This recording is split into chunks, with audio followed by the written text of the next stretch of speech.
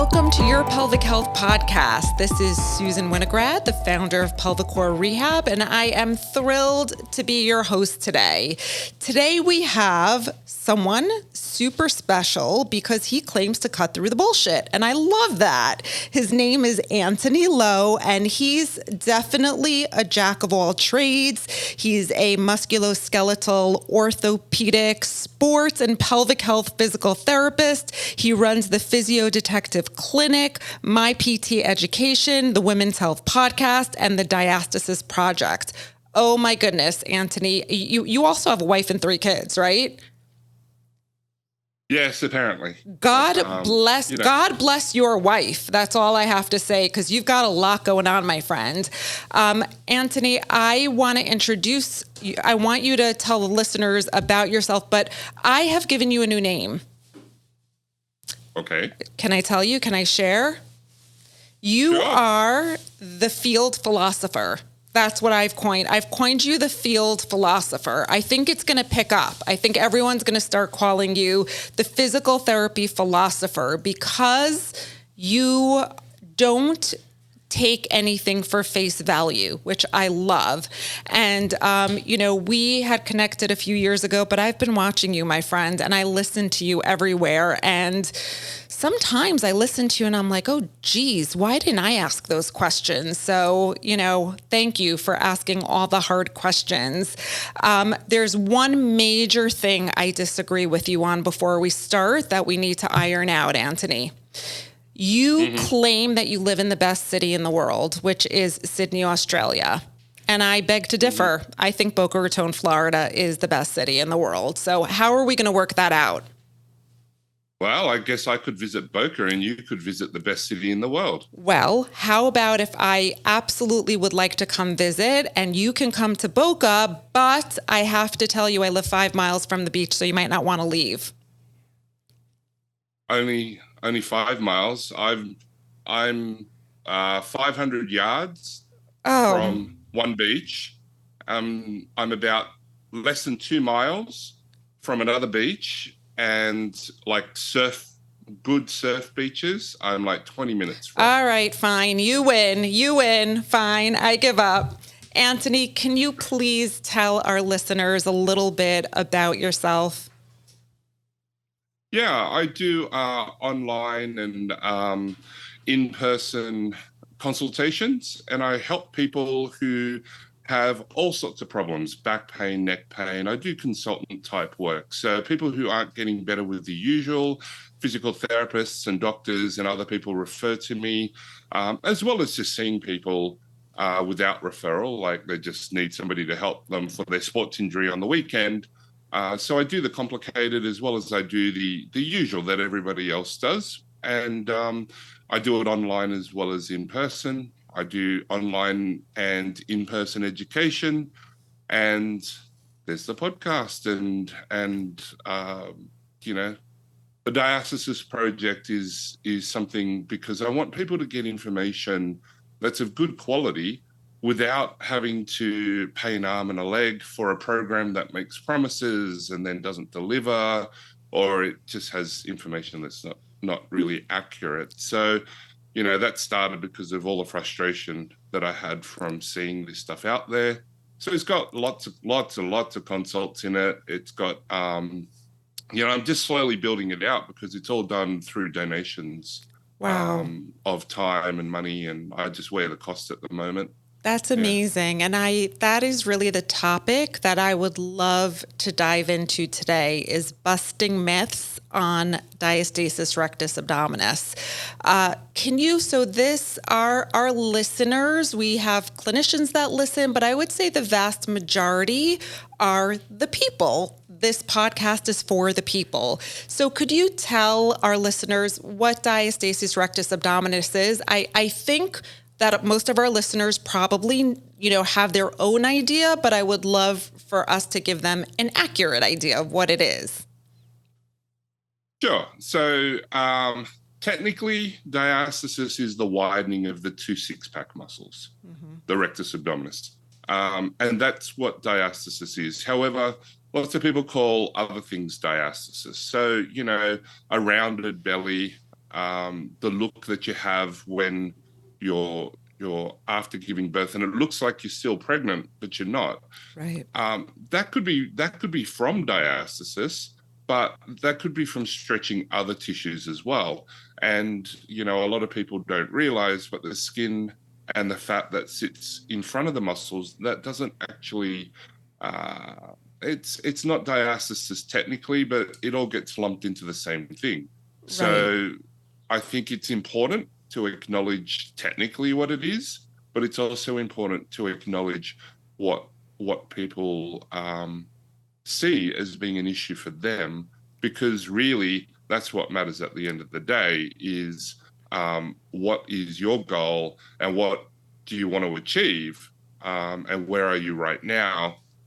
So I see people go around saying things like, oh, you don't have a diastasis, and it feels almost dismissing their Yeah. concerns, instead of like, yeah, you're technically right, but the delivery was could be a lot better, Right. right? So Absolutely. So yeah. I feel like one of the biggest things that is a red line in my practice is no catastrophizing and no pathologizing. I would say that you're so right. We don't want to dismiss anybody, because at the end of the day, we all need to feel comfortable in our skin. And whether it is an abdominal separation or not, we still need to meet people where they're at, and we want to meet their goals. That being said, Antony, there is so much wrong information and there's so much lacking information out there. And I would say the vast majority of clients come to me having self-diagnosed themselves with an abdominal separation. So I'm sure that you have had very, very similar things in your practice. How do you approach that? Do you mean the fact that they've self-diagnosed, or Yes, like to what? walk them off the ledge of like, okay, you may have it, you may not. If you do, then we will work to get you more supported, and we'll work to help get you back to your functional goals and your fitness goals and your movement goals. But a lot of people come to me with the limiting belief that this is what they have. Yeah, so you asked me quite a complicated question. It is a well, you're a You know, very philosophical person, so that's why I'm saving the complicated questions for you. Sure. So on the very surface of it, I don't mind when people go to Google and look for things. There's a lot of medical professionals who are like, don't confuse your Google search with my degree. I encourage people. Hmm. I encourage all of my clients to go look up the stuff for themselves, and tell me what they find so that we can discuss it, because that's where the degree comes in, is being able to sift through everything. So yeah, there is incorrect information out there and well-meaning information out there, as well as things that people do that helps, but maybe not for the reasons that they think. So how do I approach that? I just tell people the truth, and that is that we're uncertain about most things, and research design means that uncertainty is baked into the research. We can only say that we have a certain degree of certainty about the association, not the cause. Right, So it's not absolutely. definitive. I know And then go ahead. yeah, and so then lots of people hear about how bad things are, because fear sells. And instead of catastrophization, I prefer to say symptom-related concern, because this idea that somebody's being catastrophic, uh, uh, I don't know, it doesn't paint the right picture for me. What's happening is that people are concerned about their symptoms. They're concerned about what they've found and read and feel, and I don't think they're being catastrophizing. I don't think they're going over the top. I think it's more that they're just really concerned. So I tell people, if this is a concern for you, I want you to always never be embarrassed to tell me how much it bothers you. So I think that's important. Yeah, And that's a then, great point, and it's a great reminder, even for me as a clinician, to remember that the words we use are important in the message that we convey to people. So I absolutely 100% agree with you. And whether I want people to go on Google or not, it doesn't matter because they do. But I do find that there is so much information out there that is hard for them to translate and sift through, and that is our job. But very often by the time they come to us, they're at a level of anxiety and stress about it that I wish they didn't have to get to. yeah. And so then the next thing that I do is I go through what the facts are. And I think that's really important. So it's still technically defined as a separation of 2 centimeters or more. And it's measured during a contraction, which I think is a bit weird because most people aren't contracting that hard. And it's That's been true. suggested that up to 34 millimeters, which I'm trying to translate it in my head. Let's use fingers. It's about, well, let's use freedom units. It's about 1.5 to 1 1/3 inches, because everybody's fingers are different. Like Correct. two to three of my fingers, can be 4 to 5 fingers on somebody. True. So, we can use the world's units and say 34 millimeters, or we can use freedom units and say 1 1/3, 1.5 inches. And that's been proposed recently. And, there's also been a grading system that people have been, well, the European Hernia Society has suggested that, we consider that early 2 to 3 centimeters, which is about an inch, well, under an inch to 3/4, 80%, 0.8 of an inch to 3 centimeters, which is like an inch and a quarter or so, to be mild. 3 to 5 centimeters as being moderate, and then 5 centimeters plus to be considered, severe. But I would even argue that I consider anything under 4 centimeters to be relatively mild, and then maybe 4 to 7 to be moderate, and then 8 centimeters plus to be more the significant diastasis. Right. And so we start there, and I also remind people that aesthetics, which are very, very important, and there's nothing wrong with having an aesthetic goal. I think it's fine. Aesthetics is different to function. And with diastasis, you can function, you can do pretty much everything that you want to do that you're physically capable of doing or train towards that, but it may not look the way that you want it to. I think that's a really important point. Talk about the two things. Yeah. Yeah. So being able to distinguish between the two things is really important, and being able to, focus on what they actually want from everything in a really honest way. And if they say to me, look, really, I want to have that flat tummy, well, then I'm going to train you in a way that will head you towards that goal. And sometimes that just means, listen, I can't change how your skin looks. I can't change the fact that it's been stretched. And even if you've got no more diastasis, even if you have the strongest abdominal muscles and everything works great, your skin may still sag, or it still may look in a way that you don't want. And then surgery is going to be appropriate for that because, everything else is going so well. Yeah. And that's also true even if you have still a diastasis of 5, 6, 8, 10 centimeters. Mm-hmm. You can still have, a 4-inch diastasis and do athletic competition at the highest levels. Yeah. So, I think it comes down to really understanding the person's goals, right? And as you said, making sure that they are not uncomfortable telling us anything, because as physios, when a client tells us what their goals are, we're going to be fierce defenders of their goals. So we really need to understand, is this an athletic goal?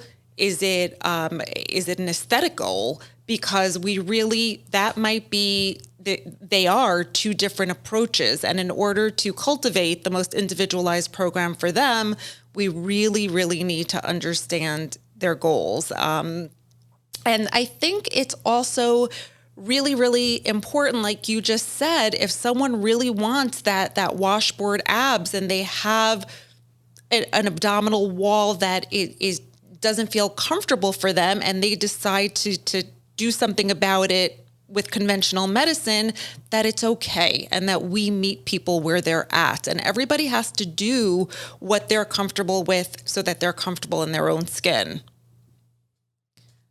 Right? Everybody talks about the width, Antony. Everybody, I have pregnant mamas that come to me and they are poking their fingers in there.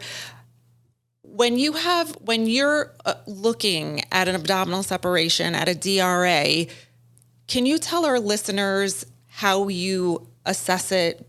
Do you look at just the width? Do you look at the depth? Do you look at them with the contraction? Do you look at them without the contraction? Do you do the head roll? Tell us what you do.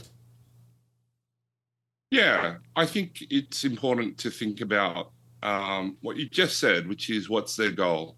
So the first thing that I like to look at is the goal activity, if their goal is aesthetics, well, then I look at their body and how it looks.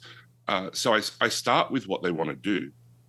And then from there, if they want me to measure it, I ask them how accurately do they want me to measure it, because I have an ultrasound machine and I can measure it relatively accurately. I don't, it's not going to be officially accurate. I just measure it for what it is on the day where I measured it, and I don't pretend to be a radiographer or a radiologist, an ultrasonographer. That would really make you a jack of all trades, Antony. Yeah, no, I don't need to do that. But I do have the ultrasound imaging for, I actually use it more for sports injuries, because I don't really need to see it in diastasis so much. So we look at their goal activities. We look at how things are in being upright, lying down, in 4-point kneeling, lying on your side, whatever position it is that they want as part of their goal activities. I think that's really important. In terms of the width, we just talked about the width. I measure it in the classic way, as well as how it works. And then we also, I don't look at the depth. I don't think that's important. If you can push your diastasis in, who cares? Because it's not on such tension that you're going to develop a hernia. Lots of people make a lot about this whole depth thing, but really anybody can fake that depth, because all you have to do is generate a bit of pressure and you won't be able to push in as much there. And it's got nothing to do with whether the tissue has changed or not. So, interesting. I actually have to say that I never really thought about faking the pressure. We're always taught that doing a TA contraction will tension the tissue. I know that you challenge that idea, which I welcome, and I'd love to hear your thoughts on that. Which then I don't challenge that one. Oh, no, you don't? Okay. It does tension the tissue. It's just not essential. Okay, got it. And it works automatically so many times. Yes. And a TA contraction is not the be all and end all. And if people tell you that you're isolating TA, you're probably not, because the amount of contraction that you need before your other muscles kick in is very little. And the whole faking pressure thing, as soon as you use any muscular contraction, be it the pelvic floor, your diaphragm, your rib muscles, and any of the abdominal muscles, including transversus, and I was taught over 30 years ago that transversus actually activates and controls and generates intra-abdominal pressure. And that's what we see on the pressure tracings in research. So, this information's been around. It's just that people, I don't know, forget what they studied, or they Yeah. don't join the dots. Right. Like, all muscular contractions will increase pressure. The only things that decrease pressure are increasing the volume will decrease the pressure. And, that means that if you can make your abdomen bigger, you'll decrease the pressure. And that's what I think diastasis actually helps. I think it helps to offload the pressure on the pelvic floor. And, by having a way for the pressure to stretch out the front, you can potentially decrease the pressure bearing down onto your pelvic organs and your pelvic floor. Yeah, let's especially after you give birth. Yeah, let's talk about the pelvic floor a little bit and low back pain. There's this idea out there that low back pain is the number one symptom of an abdominal separation, and that in order to heal a diastasis, we need to strengthen the pelvic floor. Tell us a little bit about your approach to that and what your thoughts are. I know that you've dived into the research on all of that. Yeah. So just because you have a symptom doesn't mean that the reasoning is very accurate.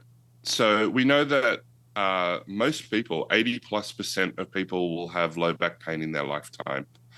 So we know this, and we know that of those people who've had back pain, on average, everybody will have a flare up every 1 to 2 years. And the reason why I say on average everyone is because what that means is some people will have low back pain once and never again in their life, and other people will have low back pain all the time.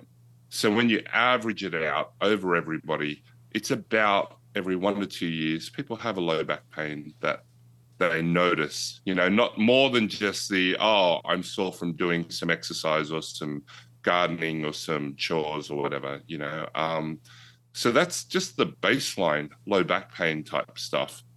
So when you have a diastasis and then you're told that your core is not together or your core is weak, and then you're told to activate your core all the time, you start using your muscles. And the way I describe it is that if I was holding onto your hand and you're falling off a cliff, you would want me to hold your hand really hard. In fact, if I held your hands that hard, your hand would probably hurt. I can put about 200 pounds of pressure through my grip strength that I've measured, right? So I've got enough strength to break your hand just by squeezing it. If you're falling off a cliff, you're not going to say to me, hey, Antony, can you just back off how hard you're saving my life because my hand hurts, right? You will take a broken hand if it means that I save your life. Cool. It's an appropriate amount of pressure. Now, if we were holding hands and we were watching a romantic comedy and I start putting 200 pounds of pressure on your hand while I'm holding it, you're probably going to hit me or pull away or say, what is going on, dude? Or what is wrong with you? Because it's an inappropriate amount of pressure that you're squeezing.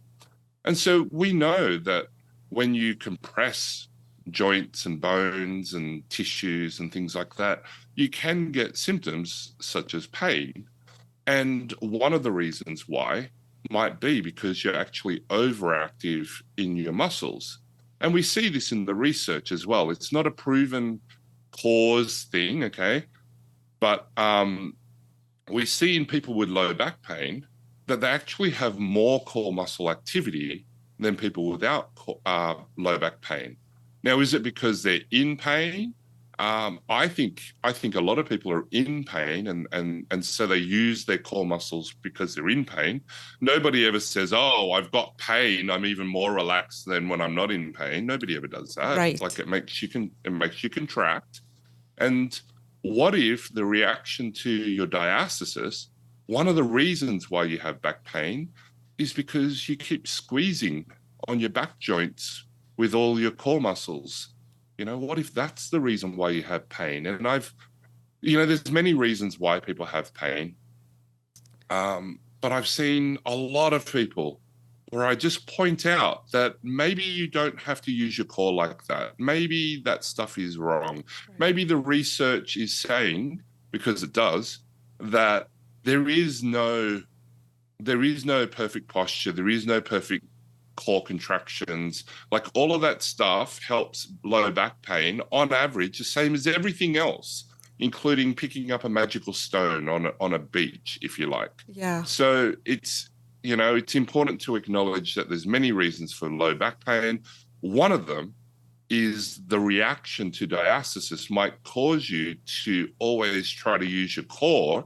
And let's face it, anybody who has a protruding belly that they don't like the look of, they're going to pull it in.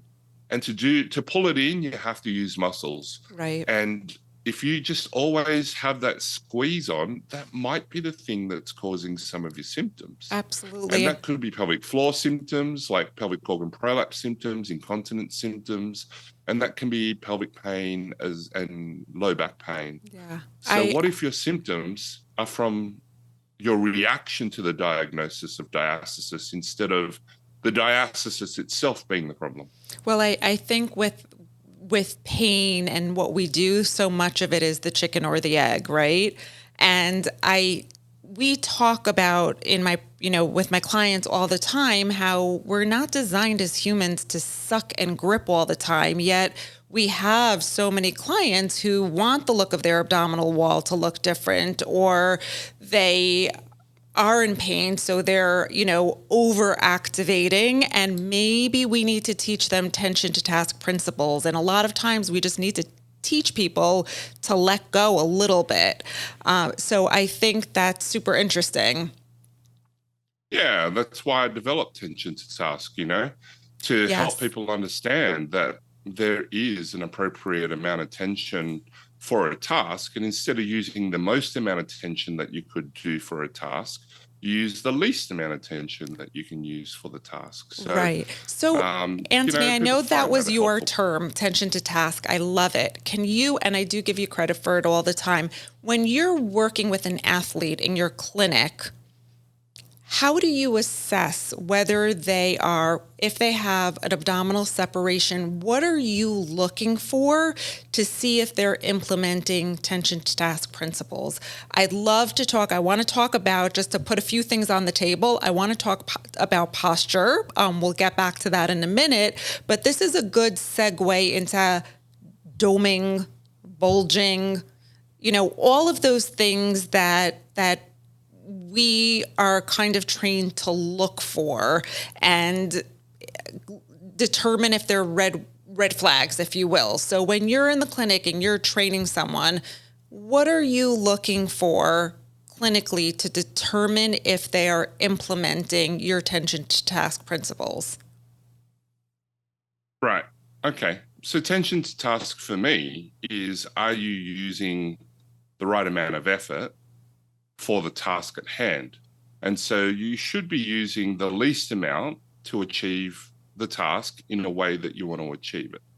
And I developed it because in the world that I inhabit, so lots of lifting and, power lifters, weightlifters, they're taught to use the same amount of tension when they're warming up as when they're doing their heaviest lifts. And, I keep asking, and people tell me, because we want to train the body to remember how to do it when it's heavy. And it's like, I don't know about you, but I never forget to use my muscles when something is heavy because it's freaking hard. Yeah. And so you're going to do it. Don't worry about it. Use the least amount of tension to do it the way that you want. So that's number one. So we need to train people not to think so much, right? We need to train people to think more. Not to think so much. I feel like very often, if we train our body, it will do what it needs to do in the appropriate way. Yes. I think a lot of times we overthink things. Yeah, I probably think of the thinking a little bit differently, as in stop and listen to what somebody says to you. And instead of accepting what they say to you, I want you to think about it and say, maybe that's not true. I love that. Including with me. I always ask people, I want you to challenge me. And if you think that I'm being too certain on something, just ask me why. I'll never get offended because it's important. Yeah. And so I want people to think more. But yes, we want to train people to be unconsciously competent, which is a slightly different thing. So instead of having to think about every technique thing all the time, which is what I think you meant, think about all the minutiae all the time. Correct. I want people to get to unconscious competence. So for your listeners there, I want you to just touch your nose for me and then see what happens. And you likely have touched your nose successfully, unless you're very drunk, very high, or have had a stroke or some sort of neurological injury. So now we know that you have to bend your elbow to touch your nose. I want you to activate your biceps as much as you can while touching your nose. Now, that probably felt weird, and that's tension to task. You don't need to have that amount of tension, even though it's there available for you. So, yeah, when I ask people and when I'm assessing if they're using tension to task, I ask them to coach me. It's usually what I do. It's like, what do you want to do? I want to deadlift. Okay, cool. I want you to coach me on how you're deadlifting. Show me a deadlift. Okay, now coach me. Teach me as if you're teaching me how to deadlift for the first time. And then they're telling me what's going through their mind. That's actually brilliant. I've never done that. I might steal that from you, like your tension to tasks term. That's, so often we say, show me how you do it, but I love that you add that layer of talk me through your thought process. Yeah, except talk me through your thought process is a little bit too wordy. Just coach me. Coach me. I like it. I do tend to be wordy. I need to learn how to be a little more succinct. What I was saying with, can you repeat that term that you just said about unconscious competence? Is that how you termed it? I love that. Unconscious. I think that's brilliant. It's not mine. Yeah. Well, I'll give it to you, but I think it's a great terminology, and I would love to hear your thoughts on this and challenge me is I want people to have unconscious competence, but when they are doing a task that's more challenging for them, I want them to be able to tap into the principles that I teach them to listen to the cues of the body so they can generate enough support from their body that they need. So we want unconscious competence most of the time, but there are times when the task is more challenging, whether it's in their sport or their real life, where they have to carry 3 of their children at the same time. And they're like, okay, I got this. I know what to do to keep my body supported so that I'm not underactivating or overactivating. Sure. Well, first of all, that's what my professional courses are for, to teach people how to teach this. But also, for the people out there, I want you to just think about making your training harder than life so that life becomes easier. If you make your training harder than carrying 3 kids at once, then when you carry 3 kids at once, it's not going to be as overwhelming for your body, psychologically as well as physically, because you can do more than that. And so if the hardest thing that you do is to pick up, say, 200 pounds, if that's the hardest thing that you could do, if you had to pick up 180 pounds, then that's going to be a lot. Sorry, let me just start that again. If the hardest thing that you can do is pick up 100 pounds, and picking up 80 pounds will feel like quite significantly difficult. But if you can pick up 200 pounds, then 80 pounds is going to feel quite easy. Right. And that's the whole idea of making your training harder than life so that life becomes easier. I want you to be able to... Yeah, go ahead. Yeah. I want you to be able to do the things that you want to do and not have that be the limit, but actually exceed it. And we see this in competition all the time, right? When you see somebody break a record in competition, they probably did more, they ran faster, lifted more, or jumped higher in practice than they did on the competition floor or on the field, because it's hard to do it when you need to. It's easier to do it in training. So we make training harder so that you can execute.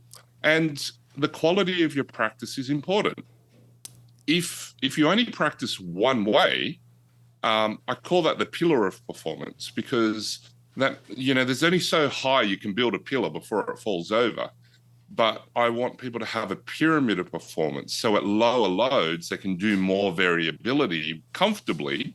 And then that way, when something weird occurs, like, I don't know, your kids drop something behind the washing machine, when you bend and twist and strain to go get that thing, your body's like, yeah, we train harder than this. Yeah. Whereas if you always pick up things with the perfect technique, you're never going to get that thing, because you can't pick up things in weird ways. You can't reach in the back seat and pick up the toy that your kid thinks is funny to drop and then cries until you get it.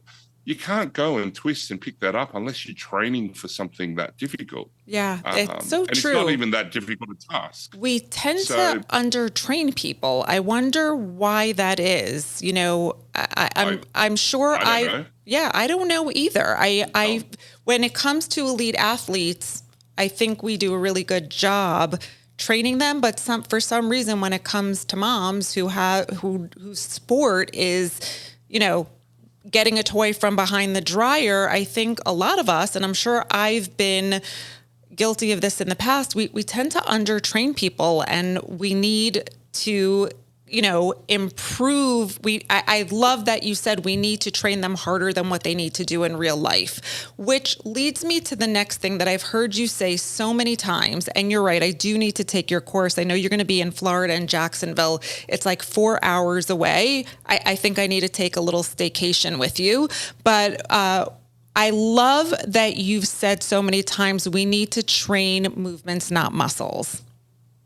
Right? I think it sounds logical, but as physical therapists, I find we're a lot of times, probably not you, but many of us are guilty of training the TA and training the obliques and training the glutes, but that's not really how we function in real life. And I think sometimes we do that. I shouldn't make excuses, but sometimes we do that because clients come to us a little fearful of movement, because they have what they think is, an unsupported abdominal wall. But I think that we need to convey the confidence to them that it's okay, and that we need to train them functionally. We need to challenge them. We need to load the tissues. Yeah, but telling is not the same as showing. So conveying confidence to me is actually showing them that they can do things. And that's the thing that we forget, is that nothing feels as good as actually doing the thing you want to do. And helping people on that journey, instead of somebody coming to see me to fix them, I'd prefer to be a facilitator to show them how they can take care of themselves. Yes. And, I saw quite a number of people already this week where they've been long-time clients of mine. I don't see them all the time, but they go, okay, this happened. So then I did this, and then I did this, and then I tried that, and then I did this. And then it's been 2 or 3 weeks now, and it's not getting better. And it usually does with the things that you've taught me. And so that's why I'm here. Mm-hmm. And it's good. 1 or 2 sessions, and, they're off doing their thing again, because sometimes they just need my help to see it differently, or they need